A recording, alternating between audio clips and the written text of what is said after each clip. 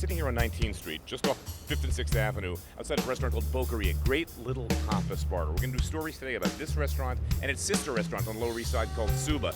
Same owner, same chef. The owner is Yann DeRochefort, and his chef partner is Seamus Mullen. Great food. We'll go inside, see what they're doing here, and then visit SUBA later on.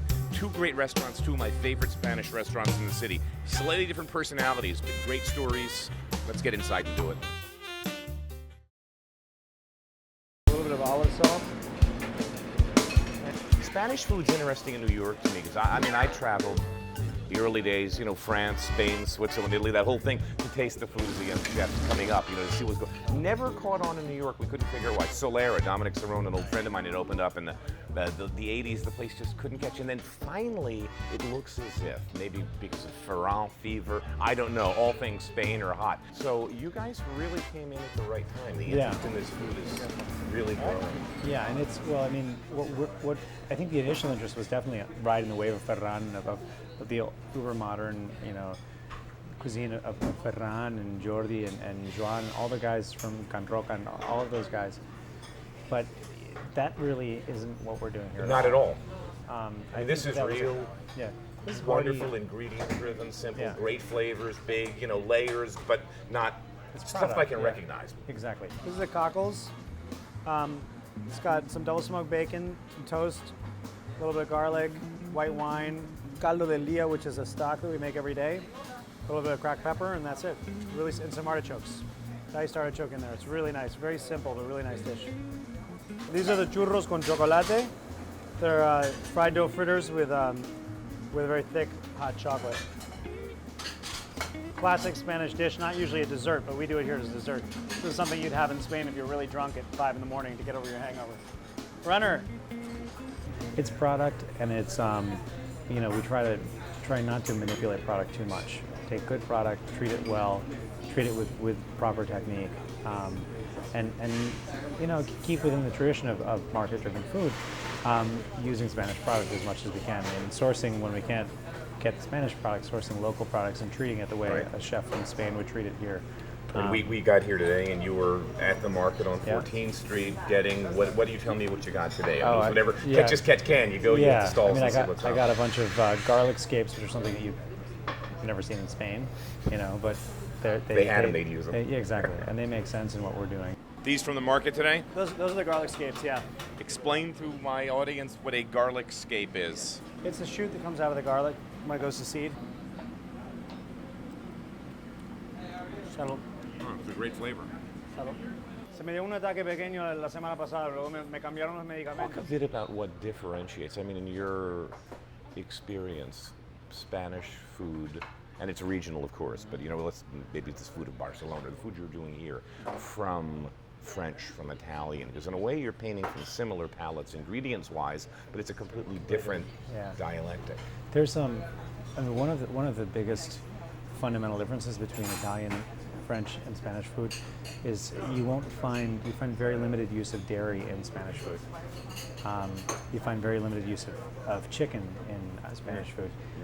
You find a lot of pork, you find a lot of fish, a lot of cured meats and things like that.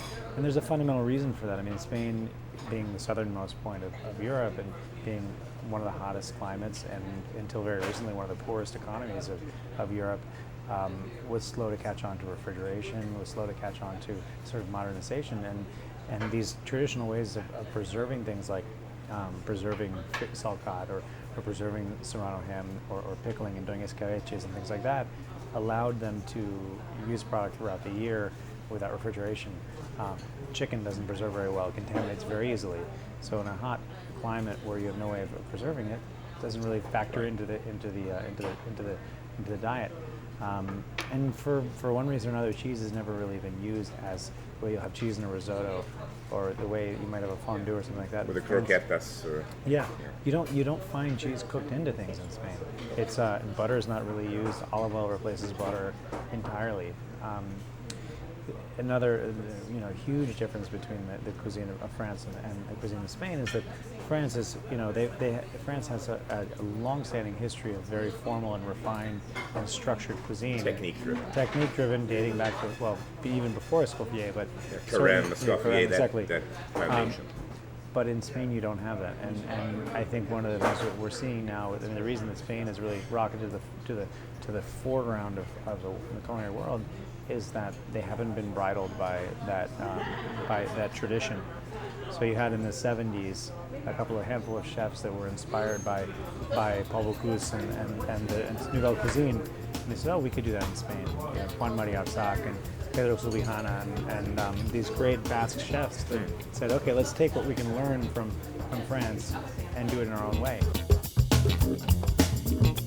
We're on Ludlow Street, just north of Delancey. This is, really, I guess, the heart of the Lower East Side. Can we say that? And this restaurant's just emblematic of this transformation. It's across from a municipal parking garage in the downstairs of a pretty plain Jane tenement building, but it's one of the greatest Spanish restaurants in the city. Really dramatic space. We talked about it before. SUBA. We're going to go inside, see what they're doing, meet Yann, see the space, which I absolutely adore. And again, these are the kind of neighborhoods that just thrill me, because it's almost like nowhere in New York do you have this. A neighborhood that was almost written off that comes back, and then restaurants like this come that are just stunning. Great food, beautiful ambiance. You'd walk past this place during the day when the bars are down and just think, who knows, it's another bodega? No. Some of the best Spanish food in the city. Let's go inside. I'll show you.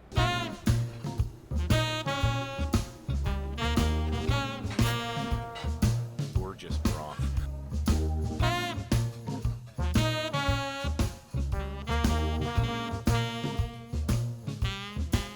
Really, you're the ground floor of a tenement. Yeah. Ostensibly. I mean, that's what it is. Absolutely. And you enter into this little kind of entry, bar area with some seating. Come down into this subterranean space, and it's wonderful. And it just speaks to the possibilities of what an architect can do, what a creative mind, with these spaces in this town. The room, it's like you're floating on a lily pad down here in the dining room. This entire environment down here was completely created, I wouldn't say out of nothing, obviously there was something here, but what there was just a normal tenement basement. And it was excavated to create the pool and the grotto. It was excavated down here. This room used to be the backyard. And part of what's amazing about this space is obviously the effect of surprise, which is what you just talked about. You have no idea if you haven't been here before, when you walk into the bar, there's no way to expect that what's down here is down here, because it's just so unusual. Talk about the food here, because to me, in my mind, Boqueria is great. I love it. Casual, fun, noisy. It's a hang. The food here's better. It's more serious. It's elevated. More refinement. It's the way we talk about it is it's an evolution. The food here is an evolution of what it is at Boqueria. Boqueria, again, has, to me, my sense, sort of a responsibility to offer the classics well done, because you don't get them in New York City. I mean, 5 years ago, tapas in New York City were just greasy stuff to soak up the sangria so it didn't hurt too much the next day. And there was very little of it. And there was very little of it. And there was very little of it. So I think we had a responsibility at Boqueria to offer the staples really well done. But this is where Seamus really gets to play. And this is where, when we sat down and thought through, okay, if we're going to redo SUBA and there's a different menu at SUBA, what differentiates the food at SUBA and Boqueria? How do we look at a dish and say this belongs at SUBA and this belongs at Boqueria? And we had to have sort of very clear concept in our mind, because then it becomes easy. Then it becomes, okay, yes, this dish belongs here. No, it doesn't. Is it good? Does it work or not? And really what we came up with is that, ultimately, this food at SUBA could be much more creative, but it had to remind people of Spain. It had to remain grounded in Spain. One of the sort of acid tests that we came up with is that a blindfolded Spaniard has to eat this food and recognize it as his own. That's funny. So the essence of the flavors have to come together, because what defines cuisine? And there are a number of things. One is, the ingredients, individually the ingredients that are used. But another thing is a combination of ingredients, and a third is culinary techniques. And it's a combination of all those things.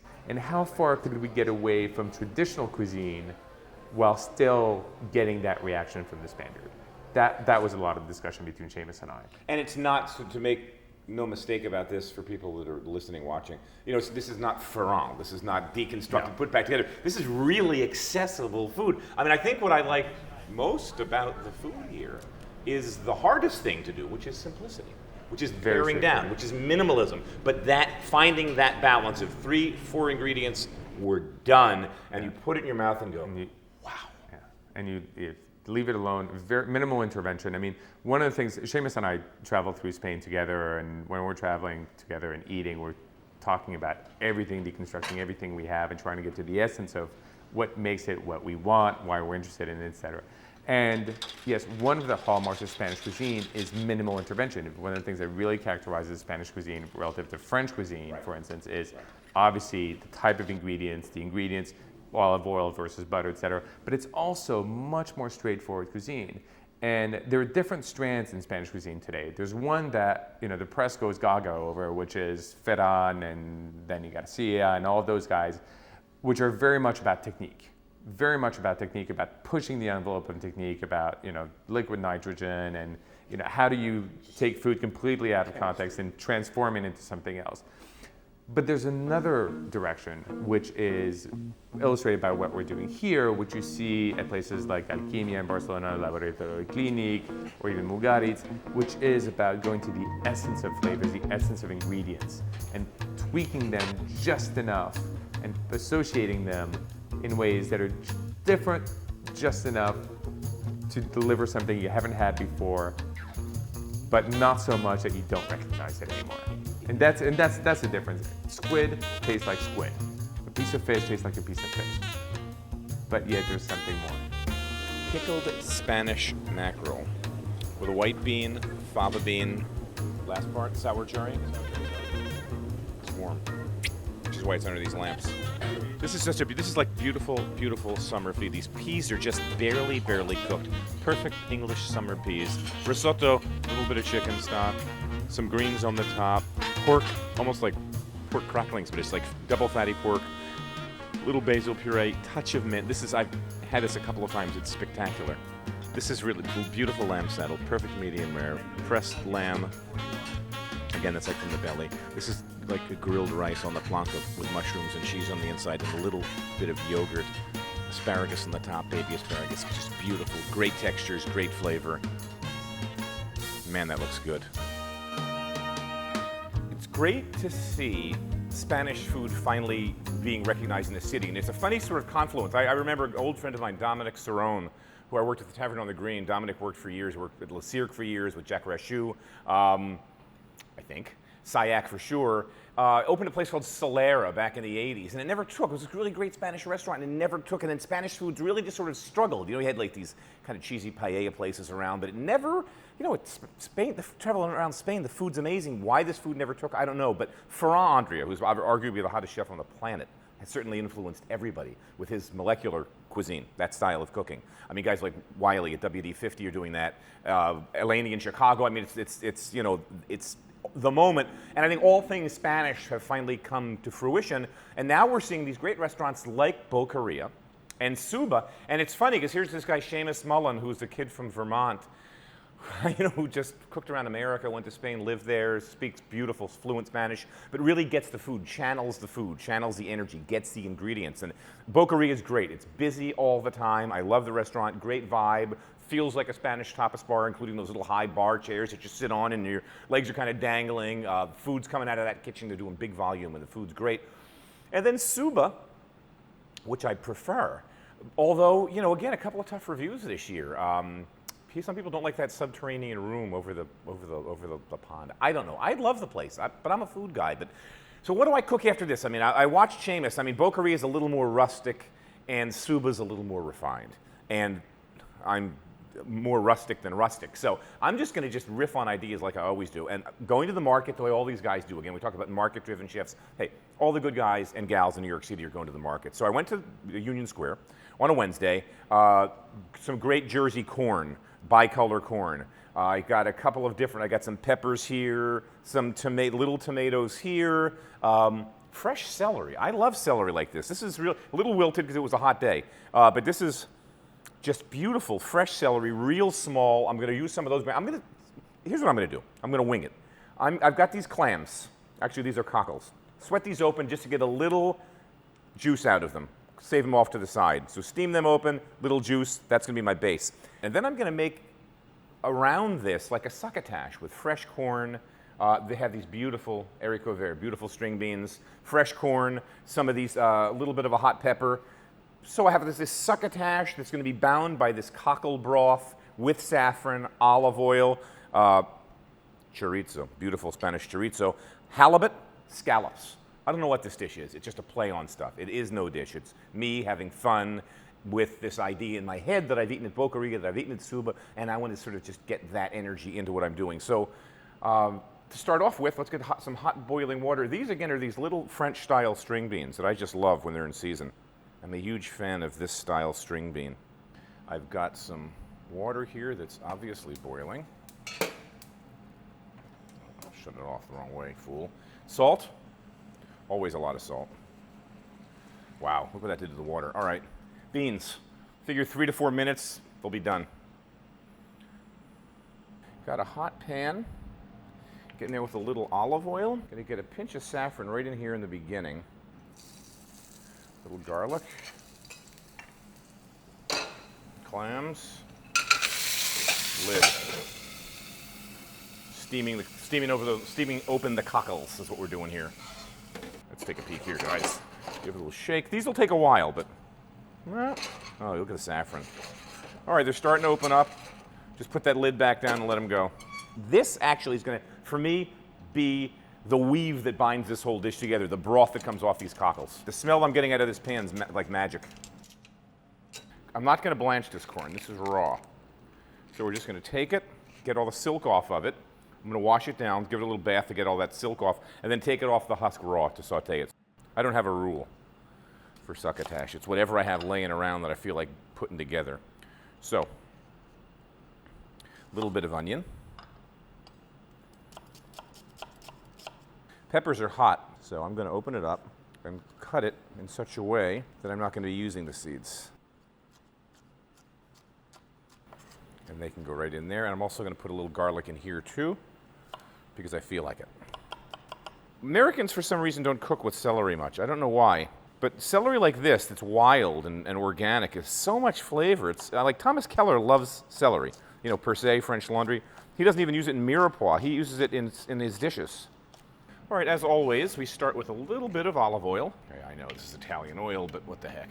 I don't have any Spanish, and I like my oils. All right, pan's nice and warm. This is something I don't usually do, folks, cutting board to the stove, but I'm doing it today, sorry.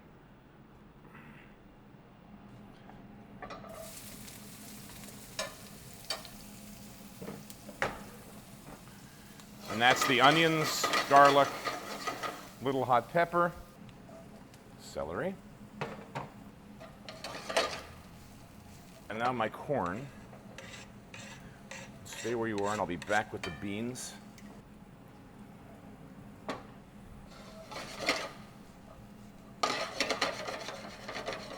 Remember my beautiful cockle broth? Saffron, garlic, broth, and that liquid's just going to help a little bit. Here, you can see in the pan. You just see where it's just spread out, and now it's just that little bit of steam. Turn it back down again, a little salt and pepper, because I know it needs salt and pepper.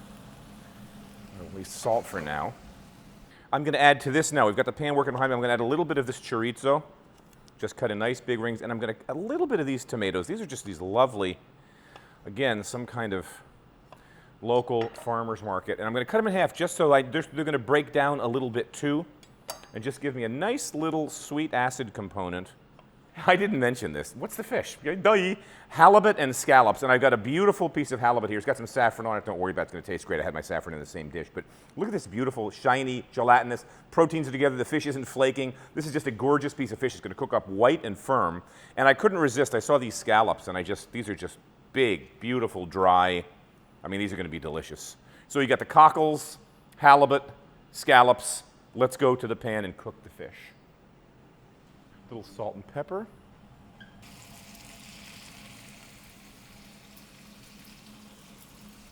All right, it's been about, I don't know, 3 minutes. Let's take a look here. Nice color. Oh, beautiful. I'm going to add a little bit of fresh cilantro to this. So this is washed and dried, and we're just going to chop a little bit up. Not a lot, just a little. I don't know why. I love coriander, and I want it in this dish for some odd reason. Don't ask me. And I always like to finish dishes like this where you've got a lot going on and it's seafood. Could be meat too. Just a little lemon juice in with that succotash mix. So I've got It's funny how an acid, it polishes, it somehow gives the flavors a little added brightness. It's like a flavor, almost like sugar. It's like a flavor amplifier. Just a few drops of lemon juice. You know, restaurants do this all the time. They finish sauces, they'll finish dishes with just a few drops. So I'm going to finish that succotash mix with a few drops of lemon juice, some fresh coriander. We're going to spread that out on the plate and then put the fish right on top of it. Some crusty bread, big bottle of Albarino maybe, or Vino Verde, or a soft red even with this. I don't know. I'm thinking white wine though, and I'm liking the idea of an Albarino with this. Strain off any liquor we have from the cockles, and let's put them right in here too. Get them nice and hot. Put these guys back in here. Alrighty. Just let all of this create a nice, beautiful base. And you can see the color from that saffron. I know I always say this on TV, it's a shame you can't smell it, but you know what the smell is. It's just really beautiful. That saffron. And those big scallops here. Another one there. Oops. Lovely. I'm just going to pour this right on top, watch out. Just let that drop.